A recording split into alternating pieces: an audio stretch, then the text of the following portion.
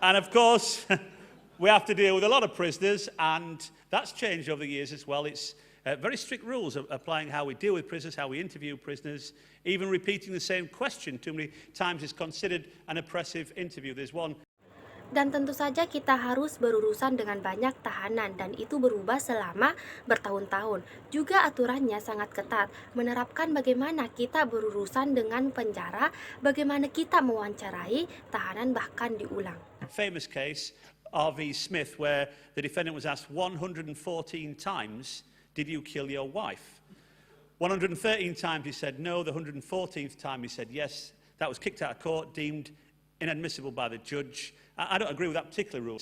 If he was married, he should have been used to that intensity of... Ada satu kasus terkenal dari Vismate kami, di mana terdakwa ditanya 114 kali apakah Anda membunuh istri Anda, 113 kali dia mengatakan tidak, 114 kali dia berkata ya.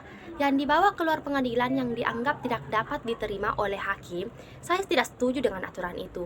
Menurut saya sendiri, jika dia menikah, dia harus terbiasa dengan intensitas pertanyaan.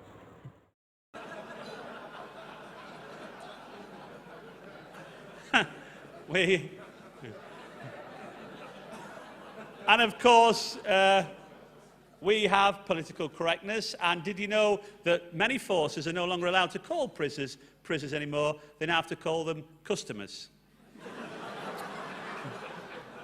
They even give them a customer feedback form on the way out. Tentu saja kami memiliki kebenaran politik, dan tahukah Anda bahwa banyak kekuatan tidak lagi diizinkan untuk memanggil penjara pangeran dan harus memanggil mereka pelanggan. Kami bahkan memberi mereka formulir umpan balik pelanggan saat keluar.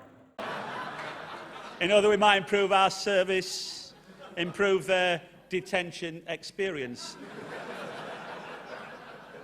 One of the questions is what word best describes your occupation?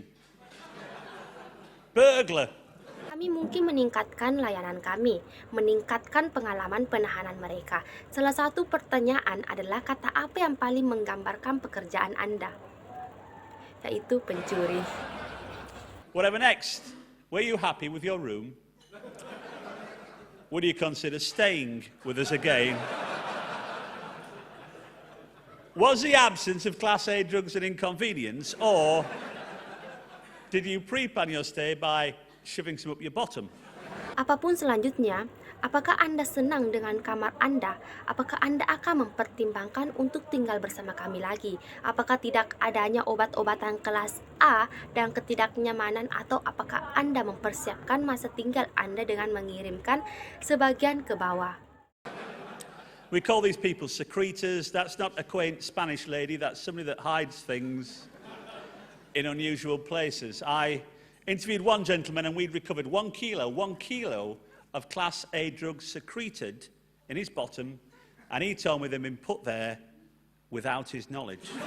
Kami menyebut orang-orang ini rahasia. Itu bukan wanita Spanyol kuno yang tiba-tiba menyembunyikan hal-hal di tempat yang tidak biasa saya wawancarai. Seorang pria, dan kami telah menemukan 1 kilo pada kilo obat kelas A yang disekresikan di pantatnya, dan dia memberitahu saya mereka memasukkan di sana tanpa sepengetahuannya. And of course we're criticised, the police, rather heavily for not recording all the crimes to meet our targets. And the case in point, which I found very funny, was in the newspaper, and it was one chap that tried to report a burglary at his address, and he showed the police officer all marks around his patio door, and the police officer looked at it and said, that's badgers. Badgers have done that. He said, badgers? They've had me 42-inch plasma TV. Dan tentu saja kami mengkritik kerja polisi yang agak berat karena tidak merekam semua kejahatan untuk memenuhi target kami di titik kasus yang menurut saya sangat lucu ini, yang ada di koran, dan bukan satu orang yang mencoba melaporkan pencuri itu, dan dia menunjukkan kepada petugas polisi semua markas di sekitar pintu terasnya dan kantor polisi, melihatnya dan berkata itu lencana. Dari apakah mereka mengatakan lencana? Apakah ada di TV saya yang 42 inci?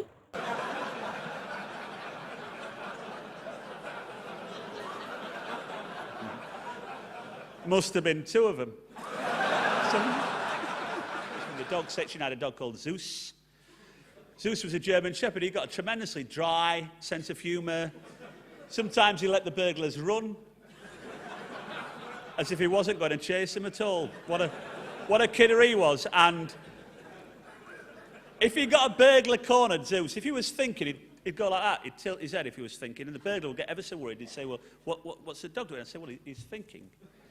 He'd say, well, what's he thinking about? And I'd say, well, he knows, like I do, that you've committed this burglary against this old lady round the corner, and she's lost her jewellery, possessions that's taken her a lifetime to accumulate of great sentimental value, and you've hidden, and we don't know where we are, but I'm a professional police officer. I can't mind that. It's all in a day's work. Sebagian besar adalah dua dari mereka memiliki seekor anjing bernama Zeus. Zeus adalah seorang shepherd Jerman. Dia memiliki selera humor yang sangat kering. Selera humor yang kering kadang-kadang dia membiarkan pencuri berlari seolah-olah dia tidak akan mengejarnya sama sekali. Dia pembunuh, dan jika dia membuat pencuri memojokkan Zeus, maka dia berpikir dan melakukannya dengan miring. And then Berdal pernah mengatakan khawatir dia akan mengatakan ini dan jadi apa yang dia pikirkan, dan saya akan mengatakan dengan baik. Dia tahu seperti yang saya lakukan bahwa dia telah melakukan pencurian ini terhadap wanita tuanya di tikungan dan dia kehilangan perhiasannya. Harta benda dibutuhkan seumur hidup untuk mengumpulkan nilai sentimental yang besar ketika dia telah bersembunyi dan kita tidak tahu di mana kita berada. Tapi saya seorang polisi profesional, saya tidak keberatan bahwa itu adalah semua pekerjaan sehari-hari saya. But Zeus, he's fuming. He's absolutely fuming. And what he's thinking is that he could use reasonable force to detain you. Maybe enough evidence would be gathered to put you in the criminal justice system, put you before a court. Tapi Zeus marah, benar-benar marah. Dan apa yang dia pikirkan, tapi dia bisa menggunakan alasan dan kekuatan untuk menahan Anda ingin menjadi bukti yang cukup akan dikumpulkan untuk dimasukkan ke dalam sistem peradilan pidana menunggu sebelum pengadilan mungkin memenjarakannya. He could just bite in the goalies, which was his preferred method of restraint. I think it's great we can get together like this, and you can see the more human side of the police, and the fact that we don't all take ourselves a little bit too seriously. But it is a serious business. And when I'm back at work, if I find a body in the street with a knife in its back, that's a murder scene. And that whole area will be cordoned off by uniformed staff. Inside that cordon will be populated by a forensic pathologist and a forensic scientist, ably assisted by a specially trained search team. Every piece of evidence found will be carefully bagged up and exhibited, every forensic sample compared against a national DNA database of millions. There will be Oscar, the thermal imaging helicopter in the sky. There will be Zeus, the search dog on the ground. Every available traffic unit on every main highway on board state-of-the-art automatic number plate recognition technology. Emergency team will be formed of a detective chief inspector, then 2 detective inspectors, 4 detective sergeants, 34 detective constables, and an army of civilian support staff. There will be reenactments on Crime Watch. There will be a dozen hotlines ringing in 1,000 pieces of information on the watch for either some of the finest criminal and investigative minds in this country. However, if somebody gets run over, we'll probably send 1 traffic constable. Now, I'm no mathematician. I don't want to incite or encourage violence. But if you are planning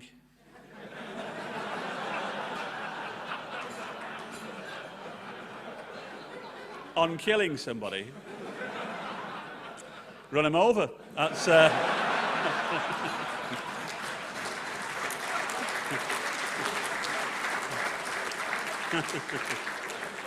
I shouldn't say things like that, but it keeps me in work. Atau Anda dapat menggigit kiper sebagai metode pengendalian yang disukainya. Saya pikir itu bagus bahwa kita bisa berkumpul seperti ini dan Anda dapat melihat sisi polisi yang lebih manusiawi dan fakta bahwa kita semua tidak menganggap diri kita terlalu serius. Tapi ini bisnis yang serius dan ketika saya kembali bekerja dan jika saya menemukan mayat di jalan dengan pisau di punggungnya, maka itu adalah tempat pembunuhan. Dan seluruh area akan ditutup oleh staf berseragam. Dan di dalam kondon yang dihuni oleh ahli patologi forensik dan ilmuwan forensik, dibantu oleh tim pencarian terlatih khusus. Setiap bukti yang ditemukan akan disimpan dengan hati-hati dan diserahkan setiap sampel forensik membandingkan database DNA nasional jutaan. Tapi akan ada helikopter pencitraan thermal Oscar di langit dan akan ada Zeus si anjing pencari di tanah.